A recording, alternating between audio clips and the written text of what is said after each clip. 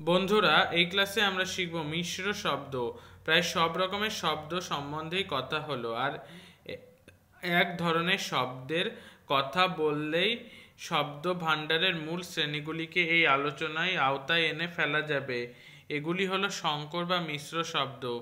তৎসম বা তদ্ভব দেশি বা বিদেশি শব্দের মধ্যে যে কোনো এক শ্রেণীর শব্দের সঙ্গে অপর শ্রেণীর শব্দ বা প্রত্যয় ইত্যাদি যোগে তৈরি যেসব শব্দ নতুন শব্দ তাদেরকে বলা হয় সংকর অথবা মিশ্র শব্দ।